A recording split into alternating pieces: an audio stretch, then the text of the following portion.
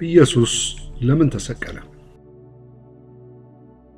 ዛሬ የእግዚአብሔርን ሕያው ቃል ሰምታችሁ ከግል ሕይወታችሁ ጋር በማገናዘብ ነፍስን ከጥፋት መንገድ ለሚታደገውና ሰማይና ምድርን በቃሉ ላጸናው ለኃያሉ እግዚአብሔር ምላሽ እንድትሰጡ በትህትና ጋብዛችኋለሁ።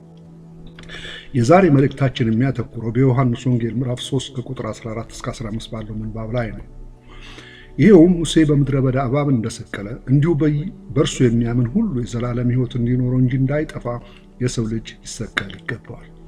በዚህ ስፍራ ላይ ጌታችን ኢየሱስ ክርስቶስ የአይሁድ መምህር ከነበረው ከኒቆዲሞስ ጋር ቀደም ብሎ የጀመረውን ዳግም ስለመወለድ ያደርግ የነበረውን ቃለ ምልልስ ነው የቀጠለው። ታዲያ እዚህ ጋር ጌታ ራሱን ሙሴ እንደሰቀለው የናስ እባብ ሊሰቀል ይገባዋል ስለሚል የዚህን ታሪክ በቅድሚያ እንመልከት። በኦሪት ዘኍልቍ ምዕራፍ 21 ከቁጥር 4 እስከ 9 ድረስ ከሆርም ተራራ ከኤዶምያስ ምድር ርቀው ሲዞሩ በኤርትራ ባህር መንገድ ተጓዙ። የሕዝቡን ሰውነት ከመንገዱ የተነሳ ደከመ። ሕዝቡን በእግዚአብሔርና በሙሴ ላይ በምድረ በዳ ሞት ዘንድ ከግብፅ ለምን አወጣችሁን? እንጀራ የለም፣ ውሃ የለም፣ ሰውነታችንም ይህን ቀላል እንጀራ ተጸየፈ ብለው ተናገሩ። እግዚአብሔርም በሕዝቡ ላይ እባቦችን ሰደደ፣ ሕዝቡንም ነደፉ። ከእስራኤልም ብዙዎች ሰዎች ሞቱ። ሕዝቡም ወደ ሙሴ መጥተው በእግዚአብሔርና በአንተ ላይ ስለተናገርን በድለናል፣ እባቦች ከኛ ያርቅልን ዘንድ ወደ እግዚአብሔር ጸልይልን አሉት። ሙሴም ስለ ሕዝቡ ጸለየ። እግዚአብሔርን ሙሴን እባብን ሰርተህ በዓላማ ላይ ስቀል፣ የተነደፈውም ሰው ሁሉ ሲያያት በሕይወት ይኖራል አለው። ሙሴም የናሱን እባብ ሰርቶ በዓላማ ላይ ሰቀለ። እባብም የነደፈችው ሰው ሁሉ የናሱን እባብ ባየ ጊዜ ዳነ። በምድረ በዳ የነበሩት ሰዎች በኃጢአታቸው ምክንያት እየሞቱ ነበር። በእግዚአብሔርና በእርሱ ቸርነት ላይ በማመጻቸው በሕይወት መኖር አልቻሉም ነበር። ምንም እንኳን እግዚአብሔር ለእነርሱ ታማኝ ቢሆንም እነርሱ ግን በተቃራኒ የ40 ዓመታት የማጉረምረም ታሪክ ነበር የነበራቸው። ከፈርዖን ሰራዊት ያዳናቸውን ቀይ ባህርን ከፍሎ ያሻገራቸውንና በየዕለቱ መና የሰጣቸውን እግዚአብሔርን አላከበሩትም፣ ይልቅስ አጉረመረሙበት። ስለዚህም እነዚህን ገዳይ እባቦች በኃጢአታቸው ምክንያት ለፍርድ በመካከላቸው ሰደደባቸው። እግዚአብሔር ገዳይ የሆኑትን እባቦች ሊያስወግድ ይችል ነበር። ነገር ግን በምትኩ እባቦቹን ትቷቸው መድኃኒት ሰጠ። ሙሴ የተነደፉትን ሰዎች በእንጨት ላይ የተሰቀለውን እባብ ተመልከቱና በሕይወት ትኖራላችሁ አለ። ያስቂኝ ይመስላል። እንዲፈወሱ በእምነት ከመመልከት በቀር ምንም ነገር እንዲያደርጉ አልነገራቸው። ኢየሱስ ይህንን ክስተት ወደ ራሱ እንደሚያመለክት በቀጥታ እንዲህ በማለት ተርጉሞታል። ሙሴ በምድረ በዳ እባብን እንደሰቀለ እንዲሁ በእርሱ የሚያምን ሁሉ የዘላለም ሕይወት እንዲኖረው የሰው ልጅ ይሰቀል ይገባዋል። ስለዚህም ዮሐንስ 3:15 በእርሱ የሚያምን ሁሉ የዘላለም ሕይወት ይኖረዋል ይላል። ይህም የሚያሳየን በእርሱ ማመን በምድረ በዳ የተሰቀለውን እባብ ከማየት ጋር ተመሳሳይ እንደሆነ ነው። በእባብ የተነደፉ ሰዎች ለመዳን ሌላ ተጨማሪ መድኃኒት አያስፈልጋቸው። ሙሴም ሌላ ተጨማሪ መድኃኒት አልሰጣቸው። ምክንያቱም እግዚአብሔር ያዘዘላቸው በቂ ሆነና መለኮት ኃይል ያለው መድኃኒት ስለነበር ነው። በተመሳሳይ መንገድም ከተሰቀለው ኢየሱስ በቀር ለኃጢአት መድኃኒት የለም። ምክንያቱም የታዘዘውና የተሰጠው ከእግዚአብሔር ስለሆነ ሌላ ተጨማሪ ነገር አያስፈልገው። ኢየሱስ ብቻውን ፈዋሽ ነው። ሌላ ደባል አይፈልግም። ክብሩንም ለማንም አይሰጥም። እንደዚህ የናስ እባብ ሌላ የተሰቀለ ስለሌለ አዳኝም መሆን የሚችል ከኢየሱስ በቀር ሰውም ይሁን መልአክ የለም።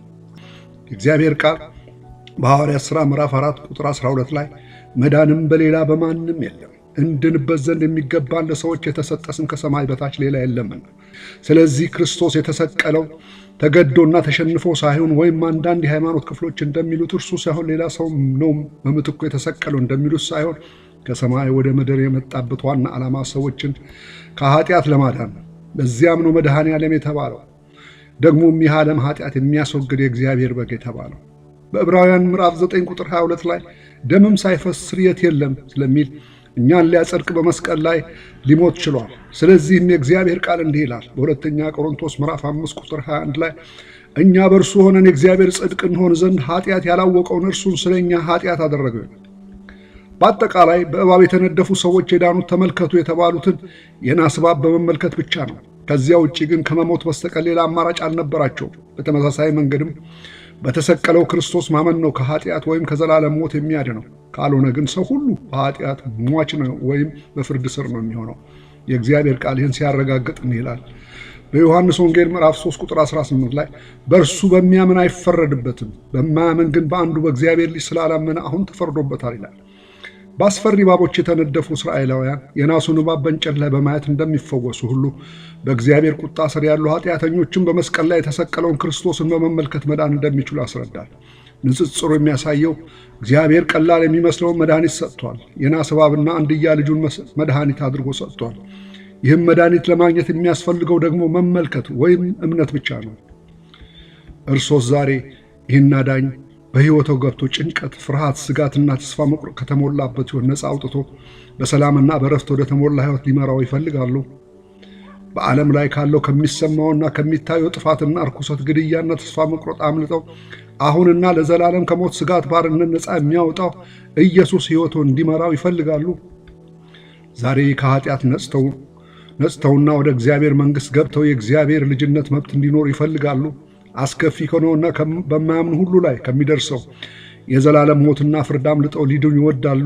ለዚህ ሁሉ መፍትሄው ኢየሱስ ስለሆነ ዛሬ ንስሐ ገብተው የሕይወቱ አዳኝና ጌታ አድርገው ሊቀበሉት ይፈልጋሉ?